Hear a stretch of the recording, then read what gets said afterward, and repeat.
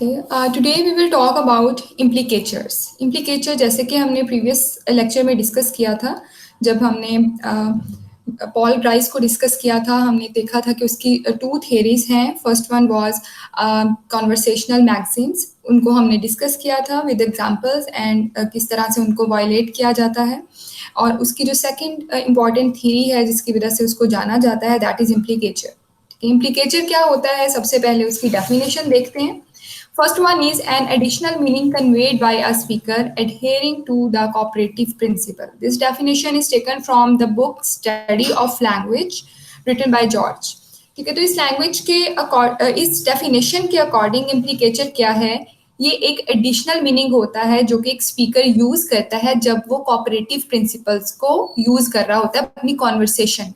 Cooperative principles क्या हैं? Cooperative principles means maxim, 4 maxims जिनको हमने डिस्कस किया था प्रीवियस लेक्चर में, उनको कोऑपरेटिव प्रिंसिपल का नाम भी दिया जाता है। तो उसमें एक स्पीकर जब एडिशनल मीनिंग को अटैच कर देता है, उसको इम्प्लीकेचर का नाम दिया जाता है। मीन्स के जो जो बात पूछी जाती है वो तो मीनिंग कन्वे करता है, दूसरा बंदा, एक बंदे ने कोई बात पूछी है किसी से, दूसरा स्पीकर जो है वो जब बोलता है तो वो उसका मीनिंग, वो उसका रिप्लाई भी करता है उस क्वेश्चन का, और साथ ही में वो कुछ एडिशनल मीनिंग भी कन्वे कर रहा होता है। ठीक है, विद एग्जांपल्स देखेंगे आगे तो ज्यादा क्लियर हो जाएगा ये पॉइंट। अच्छा, सेकंड डेफिनेशन क्या है? Something that you can understand from what is said but without saying so directly. This definition is taken from Oxford Advanced Learners Dictionary, 9th edition. अच्छा, इस डेफिनेशन के अकॉर्डिंग इम्प्लीकेचर क्या है? कोई ऐसी बात बोलना स्पीकर का, ऐसी इंफॉर्मेशन कन्वे करना जिसमें जो भी वो इंफॉर्मेशन एक्चुअल में कन्वे कर रहा है वो उसको इनडायरेक्टली कन्वे करता है। ठीक है, वो डायरेक्टली वर्ड्स नहीं बोलता है जो उसको बोलने चाहिए, या फिर किसी ने उससे कोई बात पूछी है तो वो डायरेक्टली उसको नहीं बोलता है, बल्कि वो इनडायरेक्टली विद एडिशनल मीनिंग, क्योंकि इम्प्लीकेचर में हमने क्या देखा, फर्स्ट डेफिनेशन में एडिशनल मीनिंग ऐड होते हैं। ठीक है, कुछ और मीनिंग भी दे रहा होता है स्पीकर जो उसे पूछा ही नहीं गया, तो वो चीज भी होती है, और जो उससे बात पूछी गई है उससे रिलेटेड भी वो मीनिंग कन्वे कर रहा होता है। तो बेसिकली इसमें ये होता है कि एक स्पीकर इनडायरेक्टली अपना मीनिंग कन्वे कर रहा होता है जो उससे पूछा गया है, और साथ में ही वो एडिशनल मीनिंग भी कन्वे कर रहा होता है। ठीक है, मीन्स के उसकी वर्डिंग कुछ और होती है लेकिन वो एक्चुअल रिप्लाई भी कर रहा होता है उस बंदे को जो भी जिस भी चीज के बारे में उससे पूछा गया है, और साथ में वो एडिशनल मीनिंग भी कन्वे कर रहा होता है। एग्जाम्पल देखते हैं। एक स्पीकर अगर किसी से पूछता है कि क्या आप ये मेरा काम कर देंगे, क्या आप कल मेरा काम कर देंगे? ठीक है, ये एक स्पीकर ने बोला है ये, ठीक है, दूसरे को, जो दो लोग कॉन्वर्सेशन कर रहे हैं। अब दूसरा बंदा जो जिसने ये क्वेश्चन सुना, उसने रिप्लाई करना है, तो वो इस तरह से अगर बोलता है कि कल मेरे कजन की शादी है। ठीक है, अब एक ने क्या पूछा कि क्या आप कल ये मेरा काम कर देंगे, और दूसरा उसको इस तरह से जवाब दे रहा है कि कल मेरे कजन की शादी है। रादर देन सेइंग यस और नो, उसने ये बोला कि मेरे कजन की शादी है कल। ठीक है, तो अब आंसर इसका ये होना चाहिए था यस और नो, कि मैं ये आपका काम कर दूंगा या नहीं करूंगा, लेकिन उसने ये चीज नहीं बोली। लेकिन उसने क्या क्या बात बोली कि मैं कल मेरे कजन की शादी है, दैट इज एडिशनल मीनिंग।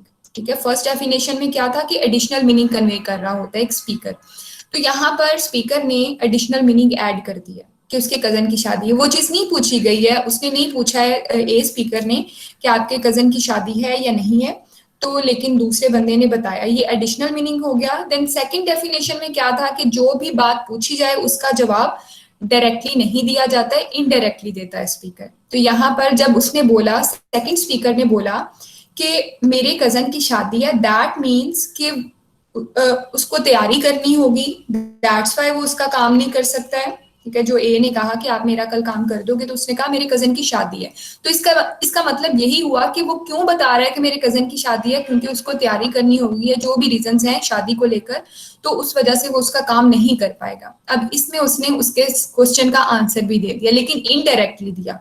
ठीक है, तो इस चीज को इम्प्लीकेचर का नाम देंगे। तो इसमें एडिशनल मीनिंग होता है नंबर 1 जो पॉइंट है इस पूरे कॉन्सेप्ट में इम्प्लीकेचर क्या है, उसमें पहला पॉइंट ये है कि एडिशनल मीनिंग कन्वे होता है। ठीक है, और दूसरी चीज ये है कि जो मैसेज कन्वे कर रहा है स्पीकर, वो इनडायरेक्टली करता है, ठीक है, उसको डायरेक्ट वर्ड्स में कन्वे नहीं करता है, वो इनडायरेक्टली उस चीज को कन्वे कर रहा होता है। Then third point is implicature could be called as additional conveyed meaning. Implicature को additional conveyed meaning भी कहा जाता है, जैसे कि हमने फर्स्ट डेफिनेशन में देखा और अभी एग्जाम्पल में भी हमने देखा कि क्या आप मेरा ये काम कल कर देंगे। अगला बंदा बोल रहा है कि नहीं कहा उसने, वो बोल रहा है कि कल मेरे कजन की शादी है, तो ये चीज एक एडिशनल मीनिंग है, ठीक है, तो इस चीज को इम्प्लीकेचर का नाम देते हैं। Now we will look at an example, ठीक है, और उसका एनालिसिस भी देखेंगे कि किस तरह से यहाँ पे इम्प्लीकेचर यूज हो रहा है और उसकी सारी इंटरप्रिटेशन देखेंगे, ठीक है, उसका एनालिसिस करेंगे। So here is two speakers जो कॉन्वर्सेशन कर रहे हैं, अली एंड हमजा, ठीक है। अली ने हमजा से पूछा है, would you come on my cousin's marriage tonight? Then Hamza reply, I have my exam tomorrow, ठीक है। तो ये अब दो लोग कॉन्वर्सेशन कर रहे हैं। अली ने पूछा है कि क्या आप आज रात मेरी कजन की शादी पर आओगे, ठीक है, या आ सकते हो? और हमजा ने आंसर किया है, कल मेरे एग्जाम्स हैं, ठीक है। अब क्या आंसर होना चाहिए था कि मैं शादी पर आ जाऊंगा या नहीं आऊंगा, इस तरह से आंसर होना चाहिए था, लेकिन उसने टोटली डिफरेंट आंसर किया जो क्वेश्चन पूछा गया उससे। लेकिन इससे मीनिंग कन्वे हो रहा है, ठीक है, और इसमें एक एडिशनल मीनिंग भी है, ठीक है। अब आगे इसकी इंटरप्रिटेशन देखते हैं, पॉइंट्स बना के लिखा हुआ है मैंने। फर्स्ट पॉइंट देखते हैं, at surface level it seems that Hamza has not answers correct. अगर हम सरफेस लेवल पे देखते हैं इसको, तो हमें यही लगता है कि इसमें आंसर ही नहीं किया गया, जो अली ने पूछा उसका आंसर ही नहीं किया है हमजा ने। उसका आंसर यस और नो में होना चाहिए था और वो नहीं है, उसने कुछ और ही बात आगे से कह दी है, तो हमें ऐसा लग रहा है कि बिल्कुल इनकरेक्ट आंसर उसने किया है, ठीक है। अगर हम जाहिरी तौर पर देखें तो यही लग रहा है कि उसने इनकरेक्ट आंसर किया है। But Ali will interpret that Hamza's answer is not और प्रोबेबली नॉट। लेकिन अली ने जिसने क्वेश्चन किया, अली ने ये इंटरप्रेट कर लिया, इस चीज को इन्फर कर लिया कि या तो हमजा नो कहने की कोशिश कर रहा है या फिर प्रोबेबली नॉट कहने की कोशिश कर रहा है, ठीक है, या तो वो नहीं आएगा या फिर शायद वो नहीं आ पाएगा, ठीक है। इस तरह से उसने उस स्टेटमेंट के थ्रू जो हमजा ने बोली उससे इस चीज को एनालाइज किया, उससे इस चीज को इंटरप्रेट किया, इन्फर किया कि हमजा जो है वो नहीं आ पाएगा। अच्छा, यहाँ पे मैं एक टर्म यूज कर रही हूँ, infer. Do you know the meaning of infer और इन्फ्रेंस क्या होता है? या इस टॉपिक को कभी आपने पढ़ा है? ये प्रॉपर एक टॉपिक है, पढ़ा हुआ है आप लोगों ने? मैम टॉपिक की डेफिनेशन वगैरह देखी थी सिमेंटिक एंड प्रैग्मेटिक्स के सब्जेक्ट में, तो वैसे इसको डिटेल में नहीं पढ़ा। अच्छा, वैसे ये एक डिटेल टॉपिक है इन्फ्रेंस। इसका सिंपल मीनिंग अगर मैं ये कहूँ कि क्या होता है, तो वो इन्फर का मतलब होता है गैस करना, ठीक है, किसी भी क्लू के थ्रू किसी मीनिंग को गैस कर लेना, वो इन्फर कहलाता है, ठीक है। तो इजी मीनिंग आप इसको इस तरह से ले सकते हो कि गैस करना, ठीक है, मीनिंग को गैस करना। तो यहाँ पर उसने किस तरह से इन्फर कर लिया, जो भी उसने स्टेटमेंट बोली उसके थ्रू उसने क्या इन्फर किया कि उसका आंसर नो होगा या फिर प्रोबेबली नॉट होगा, ठीक है। नेक्स्ट पॉइंट है, how does Ali able to identify that meaning which is not present in literal meaning of sentence? किस तरह से उसने आइडेंटिफाई किया, क्योंकि लिटरल मीनिंग जो है हमजा जो भी बोल रहा है उसके लिटरल मीनिंग कुछ और है, कल मेरा एग्जाम है, इसमें कुछ भी नहीं बताया है कि मेरे कजन की शादी है या नहीं है, लेकिन अली ने उसको इन्फर किया, उसने जो भी बात बोली है उसकी बैकग्राउंड इंफॉर्मेशन के थ्रू, ठीक है, या फिर जिन भी चीजों से रिलेटेड उसको इंफॉर्मेशन है उसके थ्रू उसने इन्फर कर लिया इन चीजों को। बाकी नेक्स्ट इसकी एक्सप्लेनेशन भी देखेंगे हम। Then next point is, it seems to depend on the assumption that Hamza is being relevant and informative.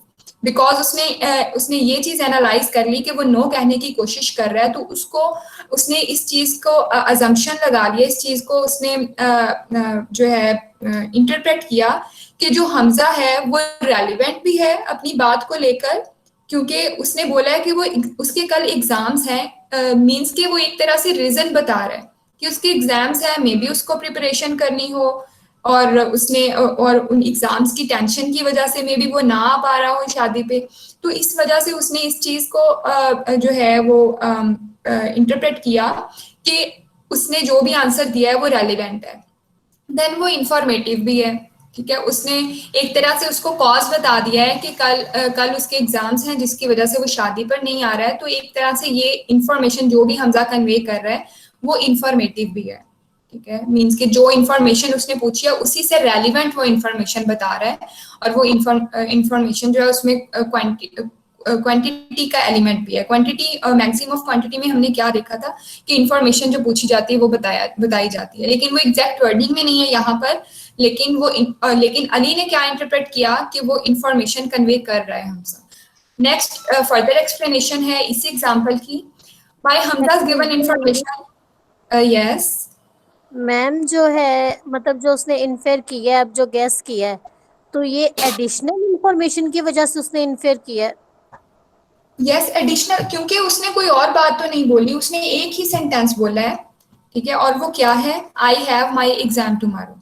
अब ये एडिशनल मीनिंग है, और इसी एडिशनल मीनिंग की वजह से उसने जो मीनिंग वो सुनना चाह रहा था, जो आंसर वो सुनना चाह रहा था, उसको इन्फर किया है। किस तरह से किया है ये फर्दर एक्सप्लेनेशन है इसमें। जो स्पीकर था फर्स्ट वन अली, ठीक है, जिसने क्वेश्चन किया, उसने किस तरह से अंदाजा लगाया कि क्या चीज किस तरह से हो सकती है। उसने 2 पॉइंट्स को इन्फर कर लिया। ठीक है, 2 पॉइंट्स को उसने इंटरप्रेट किया। First one is that exam tomorrow means study tonight, क्योंकि उसने बोला था कि कल मेरे एग्जाम्स हैं। ठीक है, अब कल एग्जाम्स हैं, दैट मीन्स कि उसको आज रात स्टडी करनी होगी। आज रात स्टडी करनी है और आज रात ही शादी है, तो वो स्टडी करेगा या शादी पे आएगा? ऑब्वियसली वो स्टडी करेगा, बिकॉज उसके कल एग्जाम्स हैं। तो उसने ये चीज इन्फर कर ली कि उसने जब बताया कि कल मेरे एग्जाम्स हैं, तो उसने इस चीज को इन्फर किया कि कल एग्जाम्स है, दैट मीन्स कि उसको हमजा को आज रात को प्रिपरेशन करनी है अपनी एग्जाम्स की। ठीक है, कि एक चीज ये इन्फर हो गई। सेकंड पॉइंट जो इससे रिलेटेड बनता है, that is study tonight precludes marriage tonight. ठीक है, प्रिक्लूड्स मीन्स प्रिवेंट करना या फिर दूर रखना किसी चीज से। तो आज रात अगर वो स्टडी करेगा, then that will prevent him from marriage. आज रात वो स्टडी करेगा तो वो चीज उसको शादी से दूर रखेगी। ठीक है, वो शादी पर नहीं जा पाएगा बिकॉज उसको आज रात स्टडी करनी है। ठीक है, तो इन पॉइंट्स को इन्फर करके उसने ये अंदाजा लगाया फर्स्ट स्पीकर ने कि वो नो कहने की कोशिश कर रहे हैं। ठीक है, या फिर प्रोबेबली नॉट, कि शायद वो नहीं आ पाएगा। ठीक है, तो इस तरह से उसने इन्फर कर लिया। Then Hamza's answer implicature is not just a statement about tomorrow's activities.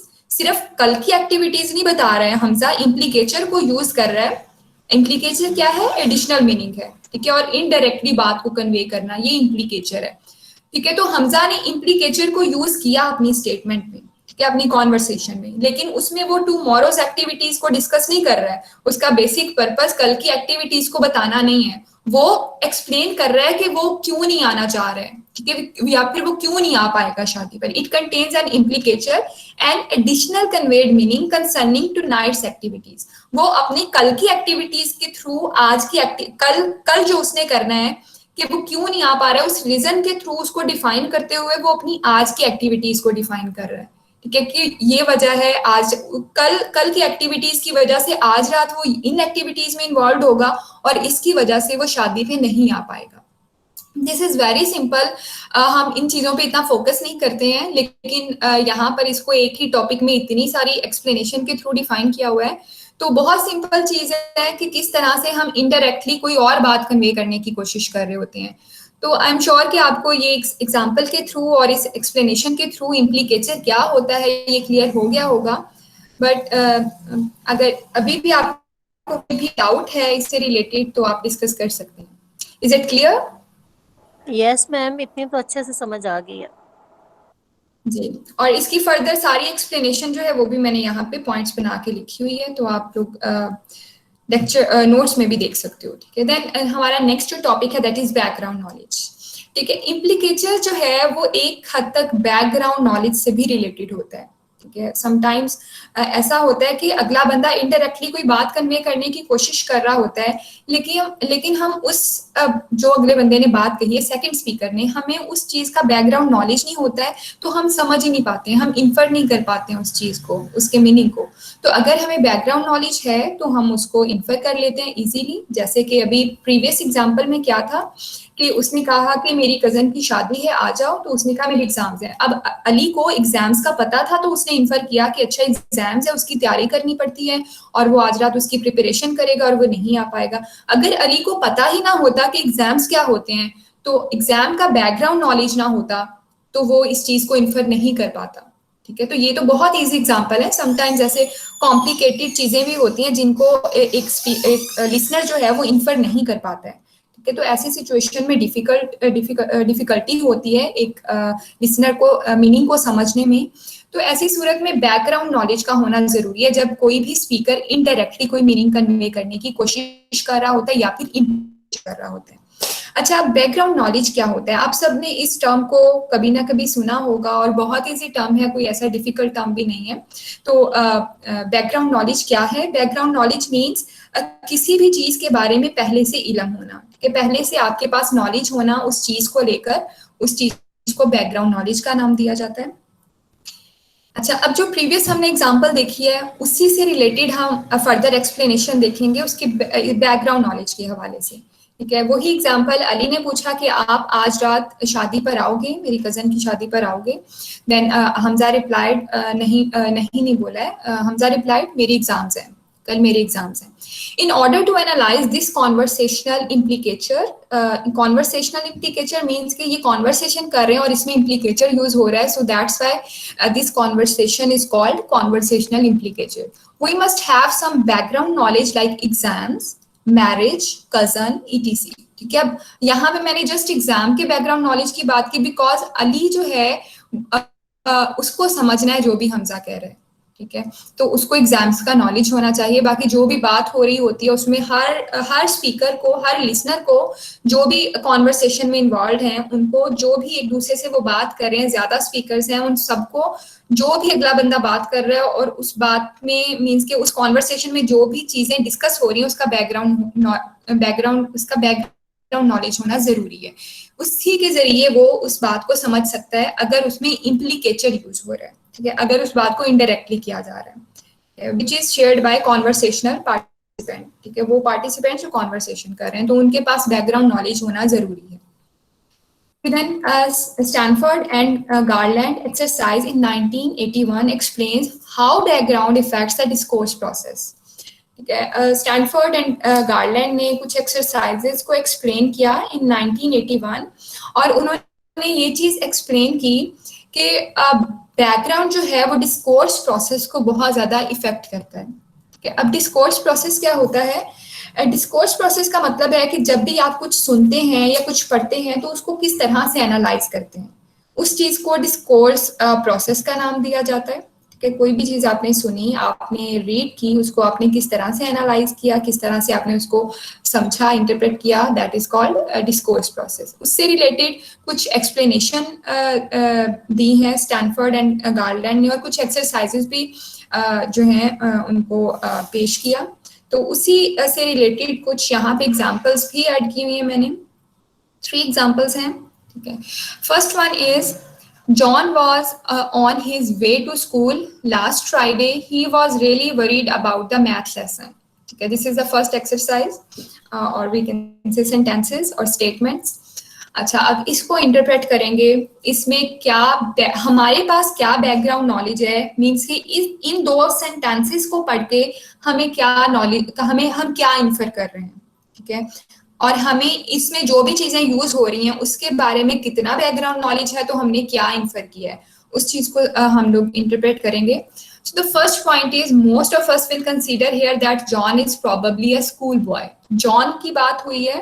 ठीक है, जिस पर्सन की यहाँ पे बात हो रही है दैट इज जॉन।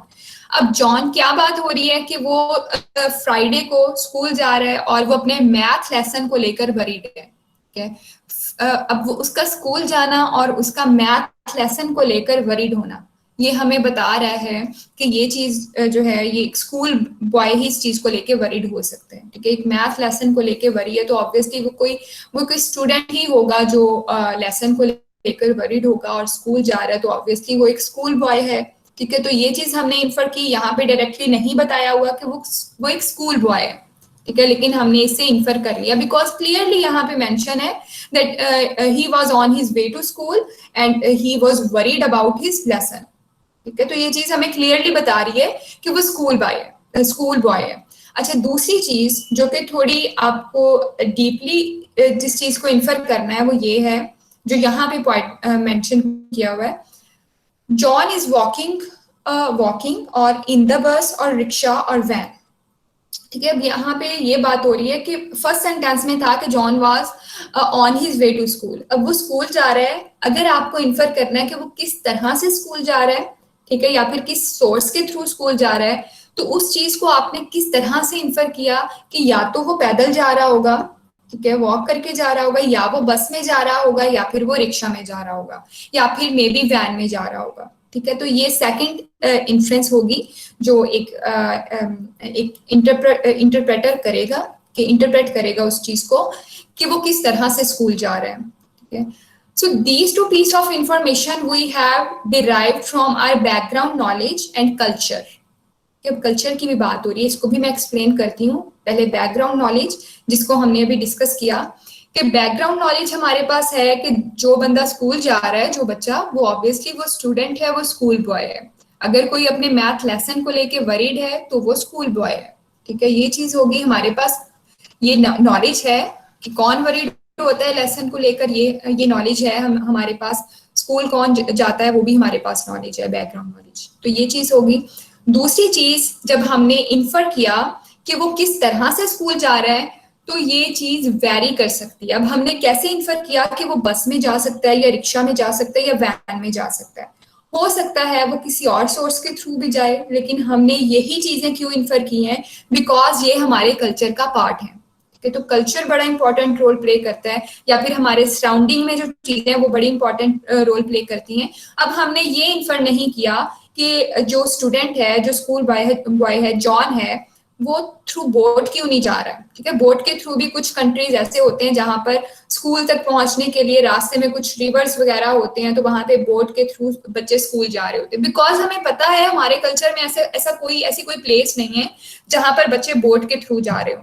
ठीक है, या फिर हमने ये इन्फर नहीं किया कि बच्चे जो पुराने वक्तों में तांगे चलते थे, ठीक है, वो अगर आप लोगों को उस चीज का नॉलेज हो तो, बिकॉज मैंने अपने बचपन में देखे हुए हैं। अगर बिहाड़ी सिटी की बात करूं तो यहाँ पे भी चलते थे, तो जाया करते थे स्टूडेंट्स उन पर भी, लेकिन आजकल नहीं चलते हैं। तो आजकल की हमारे सराउंडिंग में जो चीजें हो रही हैं हमारे कल्चर में, उसके थ्रू मैंने ये इन्फर किया कि वो किसी भी बस में जाएंगे, या वैन में जाएंगे, या रिक्शा में जाएंगे, किसी और सोर्स पे नहीं जाएंगे। या फिर इसके अलावा और भी काफी सारे सोर्सेज हो सकते हैं। तो मैंने ये अपने सराउंडिंग की चीजों को देखते हुए, कल्चर को देखते हुए, आसपास की चीजों को, और बैकग्राउंड नॉलेज भी ऑब्वियसली उसको जहन में रखते हुए इन चीजों को इन्फर किया कि इन सोर्सेज के थ्रू जो एक स्टूडेंट है वो स्कूल जा रहा होगा। ठीक है, तो ये चीज मैंने बैकग्राउंड नॉलेज के थ्रू भी, और अपनी मेरी सराउंडिंग में जो चीजें हो रही हैं उन चीजों के थ्रू मैंने इस चीज को ऑब्जर्व किया। देन सेकंड एग्जांपल है that is also about John. ठीक है, जहां पर भी ही का वर्ड यूज हो रहा है, मींस कोई भी प्रोनाउन यूज हो रहा है, दैट मींस कि वहां पे जॉन के बारे में बात हो रही है। अच्छा, अब ये सेंटेंस क्या है, last week he had been unable to control the class. अब इस सेंटेंस को हमें, इसके मीनिंग, इसमें से हमें कुछ इन्फर करना है। हमें ही तो हमें पता है कि जॉन है। ठीक है, अब हमें ये इन्फर करना है कि ही जो है वो कौन है। ठीक है, प्रीवियस एग्जाम्पल में, ये जो ऊपर अभी हमने फर्स्ट एग्जाम्पल देखी, उसमें हमने क्या इन्फर किया कि जो जॉन है वो एक स्कूल बॉय है। ठीक है, हमने किस तरह से इन्फर कर लिया उसको, बिकॉज वो स्कूल जा रहा है और वो लेसन को लेकर वरीड है, तो हमने ये इन्फर किया कि वो स्टूडेंट है। अब इस एग्जाम्पल में देखें, सेकेंड एग्जाम्पल में, तो यहाँ पे ये चीज बताई हुई है, last week he had been unable to control the class. अब ही कौन है, वो स्टूडेंट है या फिर कुछ और है, हमें ये इन्फर करना है। तो हमें यहाँ पर जो बेसिक चीज जिसको हमें ऑब्जर्व करना है वो ये है, कंट्रोल द क्लास। क्लास क्या होती है, इसका बैकग्राउंड नॉलेज होना चाहिए। क्लास को कंट्रोल कौन करता है, इसका बैकग्राउंड नॉलेज होना चाहिए। ठीक है, तो ये चीज हमें क्लियरली पता है क्लास क्या होती है। ठीक है, इंस्टीट्यूट्स में और स्कूल्स वगैरह में, कॉलेजेस, यूनिवर्सिटीज में क्लासेस होती हैं, या फिर इसके अलावा कोई भी इंस्टीट्यूट हो सकता है जहाँ पे क्लास हो। ठीक है, ग्रुप ऑफ स्टूडेंट्स होता है जिसको हम क्लास कह देते हैं, और उसको कंट्रोल कौन करता है, एक टीचर कंट्रोल करता है, ठीक है, जो आपका इंस्ट्रक्टर है वो कंट्रोल करता है। तो इस चीज के बैकग्राउंड नॉलेज के थ्रू हमने ये इन्फर किया है कि जो ही है, जो जॉन है, वो टीचर है। So here it seems that John is a teacher and he is not very happy. एक और चीज इन्फर की हुई है यहाँ पर, जो इंटरप्रिटेशन है उसमें देखें, वो अनेबल है क्लास को कंट्रोल करने के लिए, कंट्रोल नहीं कर पा रहा है, दैट मीन्स कि वो क्लास को, तो हो सकता है वो अनहैप्पी हो। तो 2 पॉइंट्स यहाँ पे इन्फर किए गए हैं, या फिर इसकी इंटरप्रिटेशन में जो चीज लिखी हुई है कि वो टीचर है। पहला पॉइंट ये बैकग्राउंड इंफॉर्मेशन के थ्रू इन्फर हुआ, और दूसरी चीज कि वो अनहैप्पी है बिकॉज वो कंट्रोल नहीं कर पा रहा है क्लास को। ठीक है, तो ये इसकी एक्सप्लेनेशन हो गई। Then third example is, it was unfair of the math teacher to leave him in charge. अब हिम, यहाँ पे क्या प्रोनाउन यूज हो रहा है? हिम, ठीक है। अब यहाँ पे प्रोनाउन यूज हो रहा है एज ऑब्जेक्टिव केस, ठीक है, हिम यूज हो रहा है। तो हिम, जैसे कि मैंने ऊपर हेडिंग में ऑलरेडी डिफाइन कर दिया है, सेंटेंस 3 अबाउट जॉन। यहाँ पर जो प्रोनाउन यूज हुआ है दैट मीन्स कि वो जॉन है। इस एग्जाम्पल में देखें क्या लग रहा है आपको, जॉन स्टूडेंट है या जॉन टीचर है या जॉन कुछ और है, या क्या इन्फर हो रहा है? It was unfair of the math teacher. अब टीचर कोई और है, जो हिम यहाँ पे मेंशन किया हुआ है, जॉन के साथ जॉन को यहाँ पे मेंशन किया हुआ है बेसिकली, तो वो टीचर तो नहीं है बिकॉज मैथ टीचर कोई और है, ठीक है, जिसके बारे में पहले ही बात हो गई है सेंटेंस में, जिसने उसको क्लास इंचार्ज बना दिया। उसको किसको? जॉन को। मैथ टीचर ने जॉन को क्लास इंचार्ज बना दिया, ठीक है, और मे बी बाकी स्टूडेंट्स जो है वो ये कह रहे हो कि ये चीज अनफेयर है, ठीक है। तो अब किसको क्लास इंचार्ज, टीचर किसको क्लास इंचार्ज बना सकता है? ऑब्वियसली किसी क्लास के एक स्टूडेंट को ही बनाएगा, जैसे कि स्कूल्स में मॉनिटर्स वगैरह होते हैं, ठीक है, या फिर किसी भी एक अच्छे स्टूडेंट को टीचर कह देता है कि आप क्लास को कंट्रोल करो, मैं जरा बाहर जा रहा हूँ। इस तरह से होता है स्कूल्स वगैरह में, कॉमनली है। तो उसी तरह से, उसी से रिलेटेड एक एग्जांपल है ये वाली, कि मैथ टीचर ने जॉन को क्लास इंचार्ज बनाया। अब इससे हम क्या इन्फर कर रहे हैं कि जो जिसको क्लास इंचार्ज बनाया है मैथ टीचर ने, वो स्टूडेंट है। सो यहाँ पर जो जॉन जिसकी बात हो रही है वो एक स्टूडेंट है। तो बैकग्राउंड नॉलेज हमारे पास क्या था कि टीचर किसको इंचार्ज बनाता है क्लास में? ऑब्वियसली वो क्लास के किसी एक स्टूडेंट को इंचार्ज बनाता है, ठीक है, जब वो क्लास से कहीं बाहर जा रहा होता है। ये बैकग्राउंड नॉलेज था हमारे पास। तो इसी बैकग्राउंड नॉलेज के थ्रू हमने इन्फर कर लिया कि जॉन जो है वो एक स्टूडेंट है। तो ये कुछ एग्जांपल्स थी विद एक्सप्लेनेशन। आई होप कि इम्प्लीकेचर और बैकग्राउंड नॉलेज क्या होता है वो क्लियर हो गया होगा आपको। बट अगर अभी भी कोई कंफ्यूजन है तो आप लोग डिस्कस कर सकते हैं।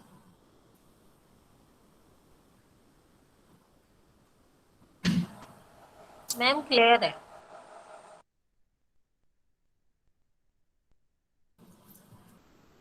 ओके, अच्छा, अभी हमने जो भी डिस्कस किया है लास्ट वीक भी किया और आज भी किया, ठीक है, ये कॉन्वर्सेशनल स्टाइल से रिलेटेड था, लेकिन इसमें हमें कुछ टर्म्स को डिस्कस किया, लाइक मैक्सिम्स को डिस्कस किया लास्ट वीक।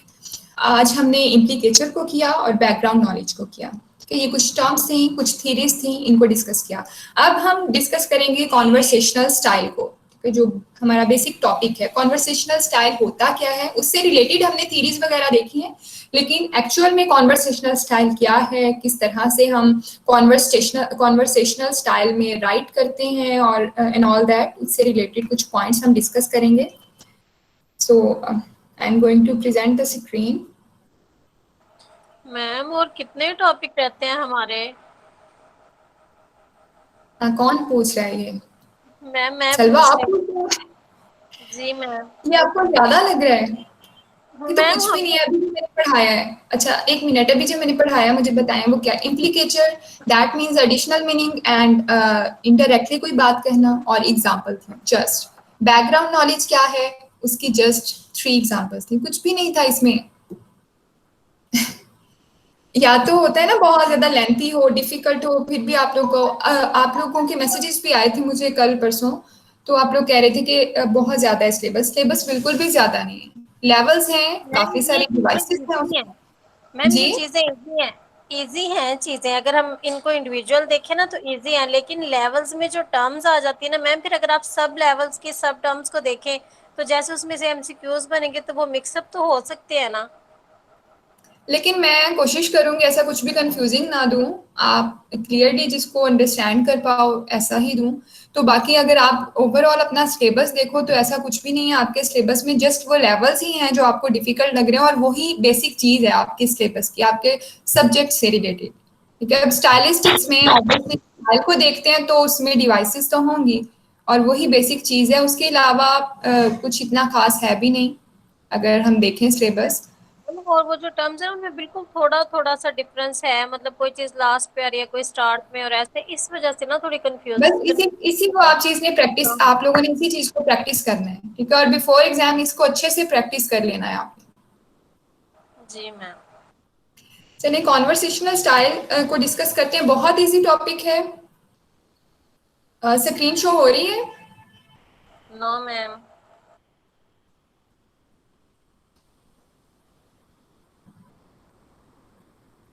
तो इसमें भी हम कॉन्वर्सेशन को किस तरह से राइट करते हैं इससे रिलेटेड ही चीजें होंगी, तो इतना ज्यादा डिफिकल्ट नहीं है। मैम स्क्रीन नहीं प्रेजेंट हो रही है आपकी। मैं कर रही हूँ, वेट कीजिए।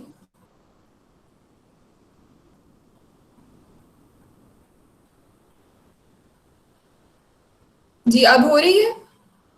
जी मैम अब हो रही है। चलिए स्टार्ट करते हैं।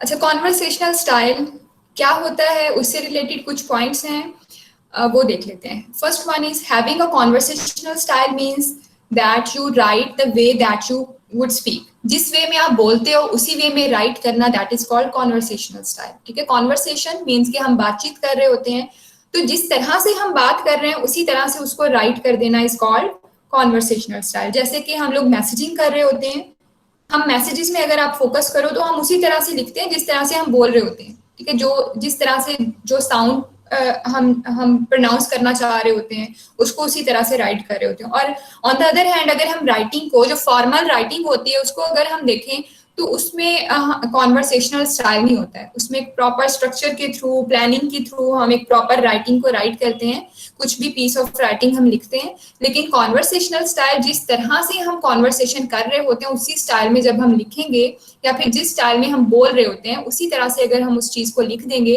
तो वो कॉन्वर्सेशनल स्टाइल कहलाएगा। Then second point is break most of grammatical rules. आप लोगों ने शायद इस चीज को पढ़ा हुआ भी हो या फिर कभी फोकस किया हो, जब हम बोलते हैं तो हम बहुत सारे ग्रामेटिकल रूल्स को ब्रेक कर रहे होते हैं। जैसे कि एक इजी सा एग्जांपल दे देती हूँ, कंट्रैक्शन फॉर्म्स का। Contraction forms like do not co dot कर देते हैं, डिड नॉट को डिडेंट कर देते हैं, तो ये कंट्रैक्शन फॉर्म्स हैं। इनको जब हम बोलते हैं तो एक फ्लुएंसी को लाने के लिए स्पीच में हम इन कंट्रैक्शन फॉर्म्स को यूज कर लेते हैं। लेकिन जब हम ऑफिशियली कुछ राइट करते हैं या फिर हम फॉर्मली कुछ राइट करते हैं तो हम इन चीजों को यूज नहीं करते हैं राइटिंग में, बिकॉज ये चीजें ऑफिशियली यूज ही नहीं होती हैं। तो ये ग्रामेटिकल रूल है कि कंट्रैक्शन फॉर्म्स को आपने फॉर्मल राइटिंग में यूज नहीं करना, लेकिन जब हम बोलते हैं तो हम यूज कर रहे होते हैं। तो इसके अलावा भी बहुत सारे ग्रामेटिकल डिफरेंसेस होते हैं राइटिंग में और स्पीकिंग में। तो उन वो सारे ग्रामेटिकल रूल्स जो आप राइटिंग में फॉलो कर रहे होते हो, तो उसको जब आप कॉन्वर्सेशनल राइटिंग करोगे तो उसमें उन सारे रूल्स को आप ब्रेक कर रहे होते हो। ठीक है, उन सारे रूल्स को आप एक तरह से एक साइड पे रख के आप जिस तरह से बोलते हो उसी तरह से आप उसको लिख रहे होते हो। Then target on audience and address them. आप एक ऑडियंस आपको आप टारगेट करते हो, ठीक है, जिसको भी आपने वो मैसेज कन्वे करना है या फिर जिसके लिए भी आप वो राइटिंग लिख रहे हो, जो भी उसको रीड करेगा, आपने एक प्रॉपर ऑडियंस को फोकस करते हुए आप उस चीज को लिखते हो और उनको एड्रेस भी करते हो। ठीक है, उनको मुखातिब करते हुए आप वो चीज लिखते हो। Then reader listener feels a personal connection established between you and them. जब आप अपनी ऑडियंस को टारगेट करते हुए, उनको एड्रेस करते हुए लिखते हो, तो जो रीडर होता है या फिर लिसनर है, कॉन्वर्सेशनल में जब आप बोल रहे होगे तो वो लिसनर होगा। ठीक है, इसमें जस्ट राइटिंग ही नहीं है, कॉन्वर्सेशनल में कॉन्वर्सेशन भी है। तो जो उसको अगर सुन रहा है लिसनर है, अगर आपने लिखा है तो वो रीडर है। ठीक है, रीडर या लिसनर जब उस चीज को के साथ कनेक्ट को उसको सुनता है या फिर उसको पढ़ता है तो वो उसके साथ कनेक्टेड फील करता है। बिकॉज आपने उस तरह से उसको बोला होता है। कॉन्वर्सेशन में ऑब्वियसली कनेक्शन होता ही है, लेकिन अगर हम रीडिंग की बात करें या राइटिंग की बात करें तो राइटर हमेशा उस तरह से नहीं लिखता है कि ऑडियंस जो है वो कनेक्शन फील करे, ठीक है, राइटर के साथ। तो इसमें कॉन्वर्सेशनल स्टाइल में आप इस तरह से लिखते हो कि आपकी ऑडियंस आपके साथ कनेक्ट हो जाए। Then conversational style is more informal and attractive to readers. Informally write करते हो, ऑब्वियसली जब रूल्स को ब्रेक कर रहे होते हो तो आप इनफॉर्मल होते हो, और आप इस तरह से राइट करते हो कि आपके रीडर्स ज्यादा अट्रैक्ट करें आपकी तरफ, या फिर जो भी आपने राइट किया उसकी तरफ। मैम मैम लेकिन या आपने कहा ना कि हम राइटिंग में तो रूल्स को ब्रेक नहीं करते, सिर्फ बोलने में कर देते हैं। यहाँ पे इनफॉर्मल राइटिंग को हम बेसिकली डिस्कस कर रहे हैं। अगर हम कॉन्वर्सेशनल राइटिंग की बात करें तो वो इनफॉर्मल राइटिंग होती है, ठीक है। राइटिंग की टाइप्स होती हैं, काफी सारी टाइप्स हैं, तो उसमें से दो टाइप्स ये भी हैं कि वो फॉर्मल और इनफॉर्मल भी होती है, ठीक है। फॉर्मल में हम ऑब्वियसली फॉर्मल ऑफिशियल टाइप होती है, तो उसमें हम कभी भी रूल्स को ब्रेक नहीं करते हैं, ठीक है। कोई कंट्रैक्शन फॉर्म नहीं लिखा जाता है, और ऑप्शन एब्रीवेशंस भी हैं जो बहुत कम यूज हो रही होती हैं। जो ऑफिशियल यूज होती हैं एब्रीवेशंस वो यूज होती हैं, और बहुत सारे ग्रामेटिकल रूल्स हैं, ठीक है। बहुत सारी ओमिशन होती है वर्ड्स में, वो भी हम ऑफिशियली नहीं कर सकते हैं। तो यहाँ पे जब हम कॉन्वर्सेशन स्टाइल की बात करते हैं, कॉन्वर्सेशनल स्टाइल में राइटिंग की बात करते हैं, तो जैसे कि लास्ट वन वाला जो पॉइंट है उसमें देखें, ये इनफॉर्मल होती है। दैट मीन्स कि ये जो राइटिंग है ये इनफॉर्मल है, और इनफॉर्मली जब हम राइट करते हैं हम रूल्स को देखते ही नहीं है। जैसे कि अभी मैंने स्टार्ट में एग्जांपल दी थी मैसेजिंग की, जब आप चैट कर रहे होते हो आप कौन सा रूल फॉलो करते हो? कोई भी नहीं करते हो। और अगर हम इंग्लिश की बात करें तो आप जब मैसेजिंग लिखते हो आप अल्फाबेट्स इंग्लिश के यूज कर रहे होते हो, लेकिन बात आप उर्दू में कर रहे होते हो। टोटली एक लैंग्वेज को बिगाड़ के आप यूज कर रहे होते हो। तो इनफॉर्मल राइटिंग में होता ही यही है कि आप बिल्कुल भी रूल्स को फॉलो नहीं कर रहे होते हो। अगर कुछ है भी तो आप उनको खत्म करने की कोशिश करते हो, जिस तरह से कॉमनली आप बात करते हो उसी वे में लिखने की कोशिश करते हो। तो इनफॉर्मल राइटिंग में ऑब्वियसली रूल्स को फॉलो नहीं किया जाता है, ठीक है। और एक इजी एग्जांपल मैंने चैटिंग की दे दी है कि जब आप चैट करते हो तो आप उसमें रूल्स को फॉलो नहीं कर रहे होते हो। लेकिन चैटिंग फॉर्मल भी हो सकती है, चैटिंग तो फॉर्मल नहीं, मैसेजिंग फॉर्मल हो सकती है, ठीक है। अगर आप फॉर एग्जाम्पल अगर आप अपने टीचर को मैसेज कर रहे हो दैट कैन बी फॉर्मल। अगर आप अपने एचओडी को मैसेज कर रहे हो वो भी फॉर्मल हो सकता है, ठीक है। आप कहीं अपने किसी इंस्टीट्यूट में कहीं जॉब करते हो अपने बॉस को कर रहे हो वो भी फॉर्मल मैसेज हो सकता है, ठीक है। तो दो तरह से राइटिंग होती है, एक फॉर्मल होती है, एक इनफॉर्मल। फॉर्मल में रूल्स को फॉलो किया जाता है, इनफॉर्मल में नहीं किया जाता है, ठीक है। तो यहाँ पे ये चीज आ जाती है, कॉन्वर्सेशनल स्टाइल जो है वो इनफॉर्मली लिखा जाता है, तो फिर वहां पे ग्रामेटिकली रूल्स को जो है मोस्टली उन पे फोकस नहीं किया जाता है, ठीक है। और जिस वे में बात की जाती है और उसी वे में उस चीज को लिखा जाता है। Is it clear now? Yes ma'am. Yes, ma'am. Okay, next point है conversational style seemingly breaks all the grammatical rules. Again वो पॉइंट आ गया कि ग्रामेटिकल रूल्स को आप ब्रेक कर रहे होते हो। It is aimed at the targeted audience, किसी स्पेसिफिक ऑडियंस को टारगेट करते हुए उनको एड्रेस करते हुए आप राइट करते हो, ताकि आपकी ऑडियंस आपके साथ ज्यादा कनेक्टेड फील करे, ज्यादा अट्रैक्ट हो आपकी तरफ, और उसको पढ़ते हुए जो भी आपने लिखा है उसको पढ़ते हुए आपके साथ ज्यादा कनेक्टेड फील करे। Sometimes there are fragmented sentences infused to display a thought. किसी एक thought को display करने के लिए different parts में बटे होते हैं sometimes sentences, ठीक है। Means कि कोई एक proper sequence नहीं होता है। जिस तरह से conversation होती है different parts में हो सकती है, उसी तरह से writing भी होती है कि उसको हो सकता है वो different parts में different sentences या phrases जहाँ पे दिल किया जिस तरह से उसको write किया उस तरह से हो सकता है।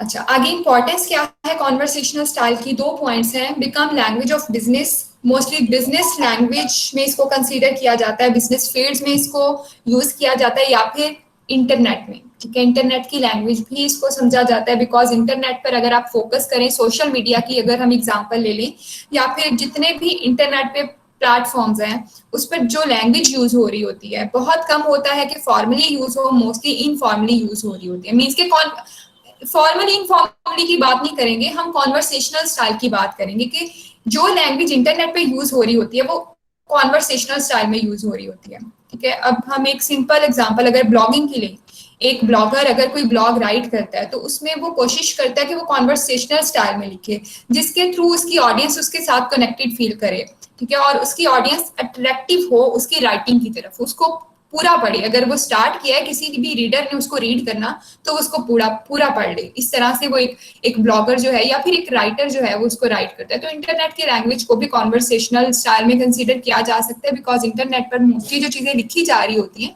वो कॉन्वर्सेशनल स्टाइल में लिखी जा रही होती हैं। देन एडवांटेजेस हैं, build an immediate report with your audience, आपकी ऑडियंस के साथ इमीडिएटली एक कनेक्शन क्रिएट कर देती है ये writing. Then seems more credible to most readers, इसको क्रेडिबल कंसीडर किया जाता है। जो कॉन्वर्सेशनल स्टाइल में राइटिंग लिखी जाती है इसको क्रेडिबल समझा जाता है। मीन्स कि क्रेडिबल मीन्स होता है एबल टू बिलीव, कि आप उस पर ज्यादा बिलीव करते हो। वो इसी स्टाइल में लिखी जाती है, आपको एड्रेस किया जा रहा होता है, राइटर जो है आपको एड्रेस कर रहा होता है, आपके साथ एक कनेक्शन बिल्ड कर रहा होता है, तो उसमें एक क्रेडिबिलिटी का एलिमेंट आ जाता है। Then easier to understand, obviously conversational style में होगी तो वो आपके लिए बहुत ज्यादा ईजी टू अंडरस्टैंड होगी। So these are the advantages of conversational style. Then why should we write in conversational tone, हम क्यों लिखते हैं, जिस तरह से हम बात करते हैं उसी वे में हम क्यों राइट करते हैं किसी चीज को। 3 पॉइंट्स हैं उससे रिलेटेड। क्रिएट कनेक्शन, ऑडियंस के साथ कनेक्शन क्रिएट करने के लिए एक कनेक्शन क्रिएट करने के लिए, क्लोज कनेक्शन क्रिएट करने के लिए आप इस टोन में राइट करते हो। फन को क्रिएट करने के लिए भी आप कॉन्वर्सेशनल टोन में लिखते हो, या फिर इंक्रीज रिलेशनशिप्स को इंक्रीज करने के लिए, जैसे कि अगेन मैं मैसेजिंग की एग्जांपल दूंगी, यहाँ पर चैटिंग की एग्जांपल दूंगी। उसमें मोस्टली जैसे फ्रेंड्स हैं वो इस टोन में लिख रहे होते हैं कि उनकी फ्रेंडशिप जो है वो उनका, या फिर जो उनका जो रिलेशन है वो इंक्रीज हो रहा होता है। तो ये कुछ पर्पसेस हैं, या फिर जो एम्स होते हैं एक चीज के, यहाँ पर कॉन्वर्सेशनल टूल में क्यों लिखा जाता है, तो वो कुछ पर्पसेस थे।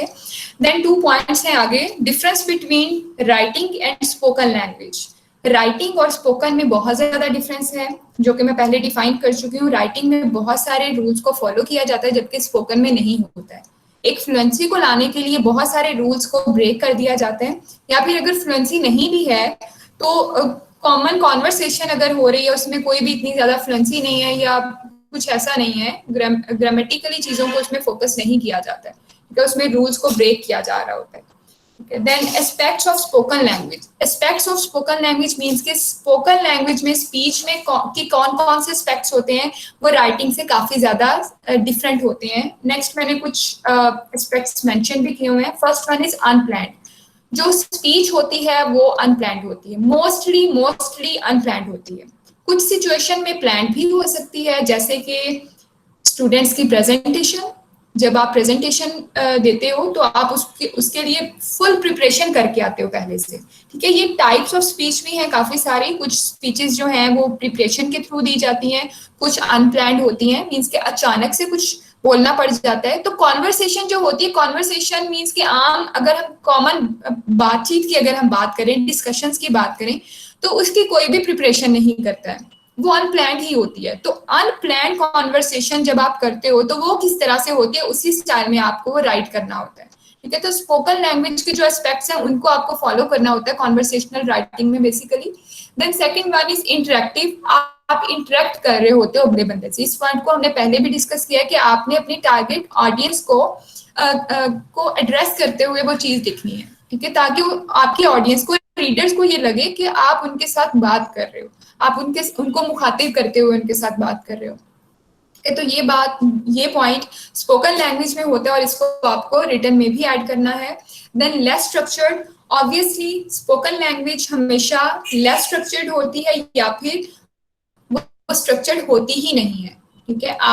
आप उसको स्ट्रक्चर नहीं करते हो, नेचुरली जिस तरह से आप बोलते हो आप उसी तरह से बोलते हो, बात करते हो। आप ये स्ट्रक्चर नहीं करते हो कि आपको पहले ये बात करनी है या फिर ये करनी है। हाँ, कुछ स्पेसिफिक सिचुएशंस में हो सकता है, लाइक अगर आप टीचर से बात करने जा रहे हो, दैट मीन्स कि आप सोचोगे कि मुझे पहले ये बात कहनी है फिर मुझे ये बात करनी है, कि आप उसको थोड़ा सा स्ट्रक्चर करोगे। लेकिन अगर हम डिस्कशंस की बात करें, कॉमन कॉन्वर्सेशंस की बात करें, तो वो लेस स्ट्रक्चर्ड होती है या फिर स्ट्रक्चर्ड होती ही नहीं है, ठीक है। तो ये कुछ एस्पेक्ट्स हैं स्पोकन लैंग्वेज के। तो इन्हीं को जहन में रखते हुए जब आपने कॉन्वर्सेशनल टोन को ऐड करना है राइटिंग में, तो इन्हीं पॉइंट्स को जहन में रखते हुए करना है। वो अनप्लान्ड, जैसे स्पोकन लैंग्वेज अनप्लैंड है उसी तरह से होनी चाहिए। इंटरेक्टिव एलिमेंट होना चाहिए, मीन्स कि आपको इंटरेक्ट करना है अपनी ऑडियंस को, देन लेस स्ट्रक्चर्ड होनी चाहिए।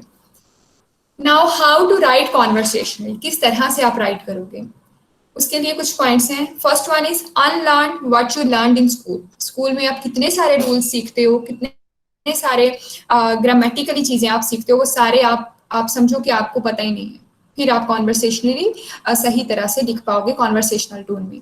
Then study of conversational writing, conversational writing को पढ़ो, उनकी एग्जाम्पल्स को पढ़ो आप, फिर आपको थोड़ा आइडिया हो जाएगा कि किस तरह से। टू वे कॉन्वर्सेशन क्या होती है, टू वे कॉन्वर्सेशन जिसमें दो इन्वॉल्व है, ठीक है, जैसे कि कम्युनिकेशन में होता है। कम्युनिकेशन क्या होती है, टू वे प्रोसेस होती है जिसमें दो लोग इन्वॉल्व होते हैं, एक स्पीकर भी होता है, लिसनर भी होता है। तो आपने इस तरह से लिखना है कि आपके लिसनर्स उसमें इन्वॉल्व हो। लिसनर्स कौन होंगे, जब आप लिख रहे होंगे कॉन्वर्सेशन रखने, then use short sentences and paragraphs, बहुत ज्यादा लेंथी नहीं करना है, शॉर्ट सेंटेंसेस, फ्रेजेस, पैराग्राफ्स को यूज करें। गेट रिड ऑफ एडवर्ब्स, ज्यादा एडवर्ब्स को यूज मत करें।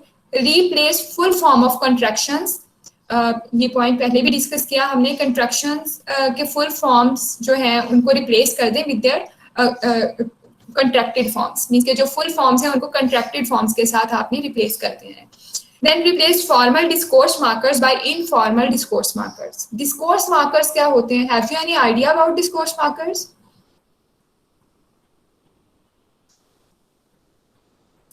डिस्कोर्स मार्कर भी एक कंप्लीट टॉपिक है, पढ़ा हुआ है आपने पहले डिस्कोर्स मार्कर्स, या फिर डिस्कोर्स डिवाइसेस भी कहा जाता है, डिस्कोर्स कुछ और नाम भी दिया जाता है, ट्रांजिशनल वर्ड्स भी इसको नाम दिया जाता है, पढ़ा हुआ है आप लोग? मुझे आवाज नहीं आ रही है मैम, वो कह रहे हैं पढ़ा हुआ है। ओके अच्छा, चलिए मैं इसको ब्रीफली एक्सप्लेन कर देती हूँ डिस्कोर्स मार्कर्स क्या होता है। अच्छा, डिस्कोर्स मार्कर्स कुछ वर्ड्स होते हैं या फिर समटाइम्स फ्रेजेस भी हो सकते हैं, ठीक है, like two two three words और 4 वर्ड्स पर भी कंसिस्ट हो सकता है डिस्कोर्स मार्कर।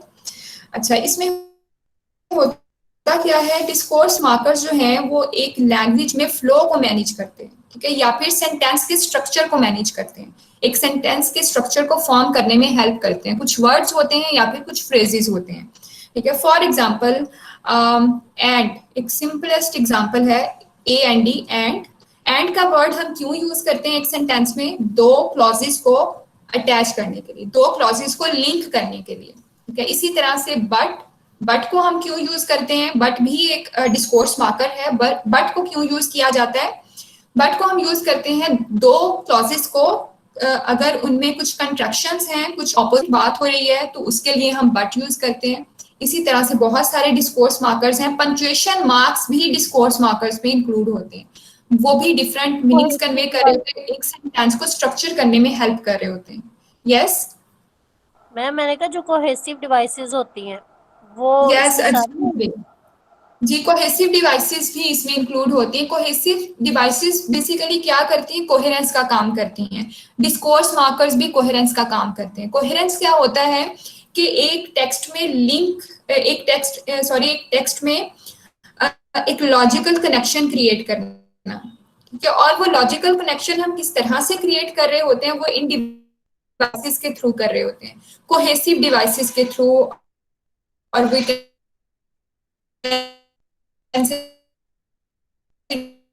एंड की है तो इनको यूज किया जाता है सेंटेंसेस को लिंक करने के लिए भी और उनमें एक कोहेरेंस का एलिमेंट लाने के लिए भी। ये coherence means a logical connection between sentences और a semantic connection between sentences. Sentences में एक मीनिंगफुल कनेक्शन को क्रिएट करना, ठीक है, और फ्रेजेस को या क्लॉजेस को लिंक करना, ठीक है, वो चीज इसमें आ जाती है। यस मैम, मैंने कहा ये यूनिटी ऑफ मीनिंग, मतलब सेंटेंस में यूनिटी ऑफ मीनिंग क्रिएट जी, करने के लिए। यूनिटी के लिए यूज किए जाते हैं, ठीक है। तो इसमें जैसे मैंने पहले बताया, वर्ड्स भी हो सकते हैं, फ्रेजेस भी हो सकते हैं, और जो पंक्चुएशन मार्क्स हैं उनको भी इन मार्क्स में इंक्लूड किया जाता है, क्योंकि पंक्चुएशन मार्क देखने में तो वो जस्ट मार्क्स हैं, लेकिन वो बहुत स्ट्रॉन्ग मीनिंग कन्वे करते हैं,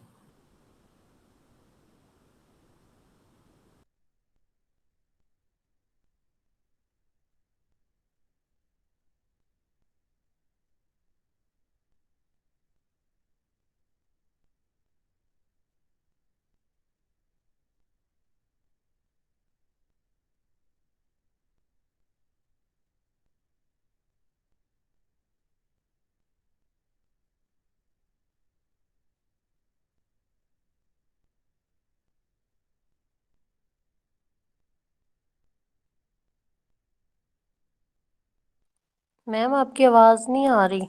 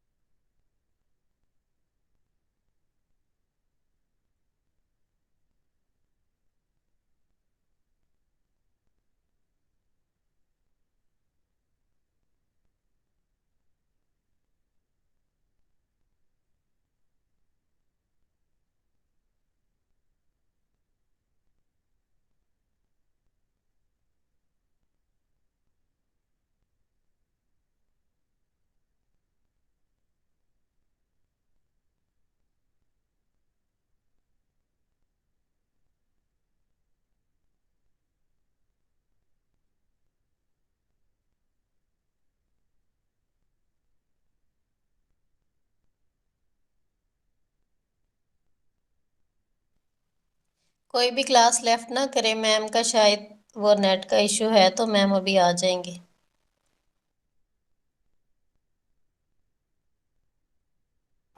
हाँ, मैं भी कहूँ कि कोई बोल क्यों नहीं रहा।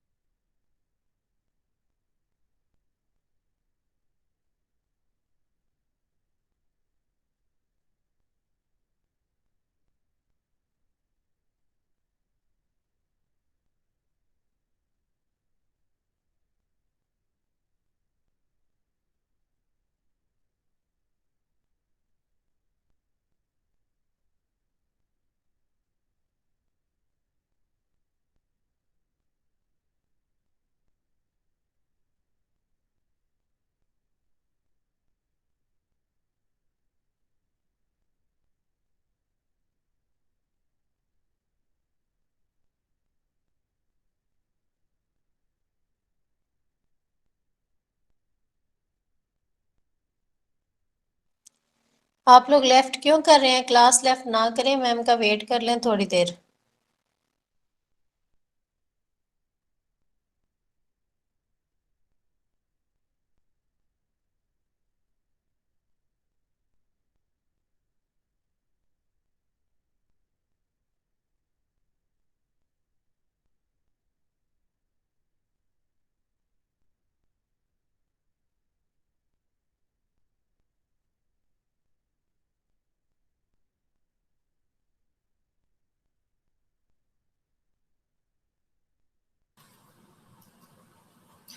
मैं डिस्कनेक्ट हो गई लेकिन मुझे पता नहीं चला और मैंने अपनी तरफ से पूरा लेक्चर डिलीवर कर दिया था। कहाँ पे थे जब डिस्कनेक्ट हुई हूँ मैं?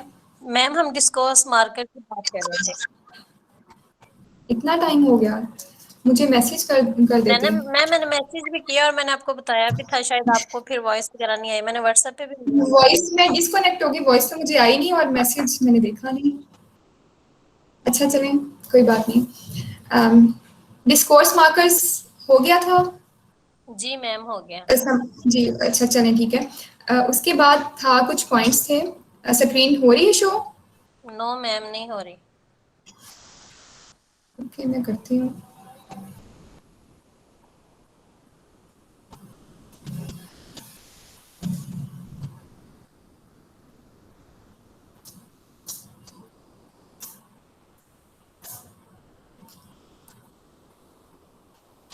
तो डिस्कोर्स मार्कर्स को डिस्कस कर रहे थे, तो यहाँ पे कुछ फॉर्मल डिस्कोर्स मार्कर्स हैं, like firstly, secondly, on the other hand और इन कंक्लूजन। ठीक है, these are the formal discourse markers. And next slide पे कुछ इनफॉर्मल डिस्कोर्स मार्कर्स को ऐड किया हुआ है, like anyway, well, I mean, you know, these are the informal discourse markers. तो आपको जहां पे भी आपको डिस्कोर्स मार्कर्स को यूज करना है, आपको कोशिश करनी है कि आप फॉर्मल की जगह पर इनफॉर्मल डिस्कोर्स मार्कर्स को यूज करो, ताकि वो ज्यादा कॉन्वर्सेशनल टोन का लुक आए आपकी राइटिंग में। देन लास्ट स्लाइड है, कुछ पॉइंट्स हैं कॉन्वर्सेशनल राइटिंग से रिलेटेड, कि किस तरह से और क्या क्या यूज करना है उससे रिलेटेड। सबसे पहला है use easy to understand words. आपको ऐसे वर्ड्स को यूज करना है जो आपकी ऑडियंस जिसको इजीली अंडरस्टैंड कर पाए। ठीक है, मीन्स के आपको कुछ डिफिकल्ट टर्म्स वगैरह यूज नहीं करनी है, जैसे कि अब मैंने पहले जो एग्जांपल दी, जब मैं डिस्कनेक्ट हो गई थी, तो मैंने एक टीचर की एग्जांपल दी थी यहाँ पर। तो जब एक टीचर स्टूडेंट्स को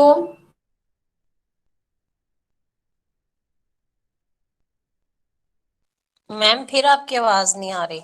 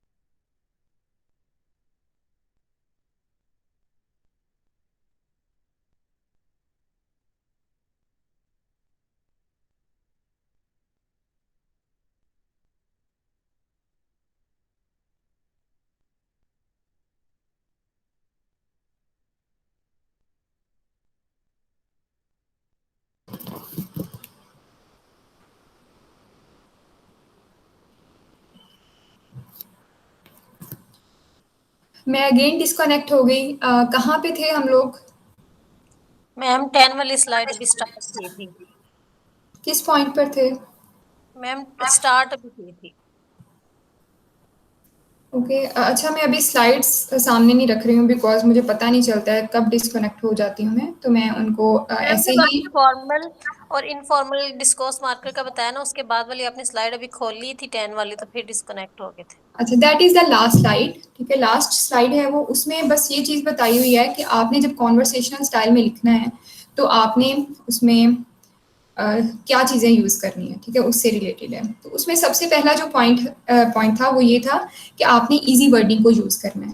ठीक है, अब मैं यहाँ पे अगेन मैं बता रही हूँ कि मैंने टीचर की एग्जांपल दी थी, थर्ड टाइम मैं इस एग्जांपल को डिफाइन कर रही हूँ, बिकॉज ये एग्जांपल मेरे माइंड में है कि जब एक टीचर अपने स्टूडेंट्स को कुछ भी डिफाइन कर रहा होता है तो वो कोशिश करता है वो ऐसी इजी वर्डिंग को यूज़ करे कि वो उनके स्टूडेंट्स को वो चीज़ क्लियर हो जाए, ठीक है। लेकिन कुछ टीचर्स ऐसे भी होते हैं जो डिफिकल्ट टर्मिनोलॉजीज को यूज़ कर रहे होते हैं, डिफिकल्ट वर्ड्स को यूज़ करते हुए वो चीज़ को एलेबोरेट कर रहे होते हैं। तो वो चीज़ जो डिफिकल्ट टर्म्स के थ्रू डिफाइन की जा रही है वो स्टूडेंट्स इजीली अंडरस्टैंड नहीं कर पाएंगे, और वो चीज़ जो इजी वर्डिंग में एक टीचर कन्वे कर रहा होता है वो स्टूडेंट्स इजीली उसको अंडरस्टैंड कर लेते हैं, ठीक है। तो ये डिफरेंस है डिफिकल्ट वर्डिंग और इजी वर्डिंग में। तो जब हम कॉमन कॉन्वर्सेशन की बात करते हैं या कम्युनिकेशन की बात करते हैं तो उसमें हम इतनी इजी वर्डिंग यूज़ करते हैं कि जिसमें हमारी ऑडियंस या लिसनर्स जो हैं वो हमारी बात को समझ लें, ठीक है। तो उसी स्टाइल में हमें इजी वर्डिंग को यूज़ करते हुए हमें कॉन्वर्सेशनल राइटिंग करनी है। देन सेकेंड पॉइंट था यूज यू एंड आई। जो प्रनाउंस आप यूज करोगे, first personal pronoun, second personal pronoun आप यूज करोगे, उससे क्या होगा, आपकी ऑडियंस ज्यादा कनेक्टेड फील करेगी आपके साथ, ठीक है। अगर हम फर्स्ट पर्सन की बात करें तो उसमें आई एंड वी आ जाता है, तो वो आप यूज करें, और सेकंड पर्सन इज यू, इस तरह के प्रोनाउंस को आप यूज कर सकते हो in your conversational writing. Then next point is tell stories. Stories add कर सकते हो अपनी राइटिंग में। Then keep it short. अपने पैराग्राफ्स को, फ्रेजेस को, सेंटेंसेस को शॉर्ट रखें जितना हो सके। देन ब्रेक द रूल्स, पहले डिस्कस कर चुके हैं हम इस पॉइंट को। Then use active voice instead of passive voice. Active voice को यूज करें, पैसिव वॉइस यूज मत करें। Then ask questions. इस तरह से आप उसको राइट करें, जो भी चीज़ आप राइट करें कि उसमें आप ऐसा लगे कि आप अपनी ऑडियंस से कुछ पूछ रहे हैं, कोई क्वेश्चन कर रहे हैं। इस तरह से आपके जो रीडर्स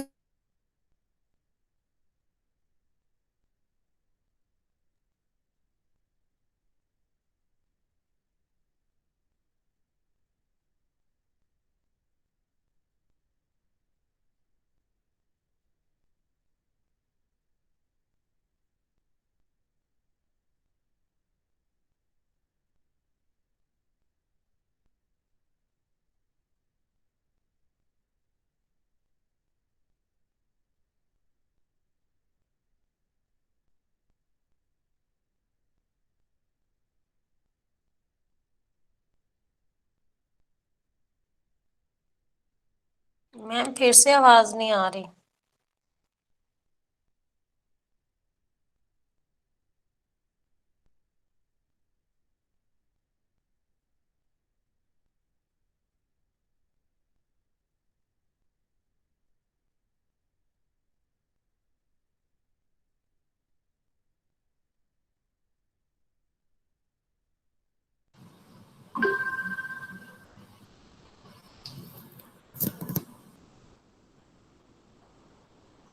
लास्ट पॉइंट था write to your target audience. इस पॉइंट को हम ऑलरेडी डिस्कस कर चुके हैं कि टारगेट ऑडियंस, अगर आप एक ऑडियंस को जहन में रखते हुए कोई भी चीज़ राइट करेंगे तो आप उसको ज़्यादा बेहतर तरीके से कर पाएंगे। जैसे आप एक ऑडियंस के साथ बातचीत कर रहे होते हो, उनके साथ कॉन्वर्सेशन कर रहे होते हो, तो एक स्पेसिफिक ऑडियंस को टारगेट करते हुए आप कुछ भी राइट करोगे तो उसमें ज़्यादा अच्छे तरीके से आप कॉन्वर्सेशनल टोन को ऐड कर पाओगे। So all these are the points related to conversational style. Internet connection की वजह से बहुत बार मैं डिस्कनेक्ट हो गई, पुअर इंटरनेट कनेक्शन की वजह से। तो अब पता नहीं अब सारे पॉइंट्स क्लियर हुए हैं आपको कि नहीं। अगर कोई भी पॉइंट, किसी भी पॉइंट से रिलेटेड कोई भी एम्बिग्विटी है, कोई डाउट है, तो आप लोग डिस्कस कर सकते हैं।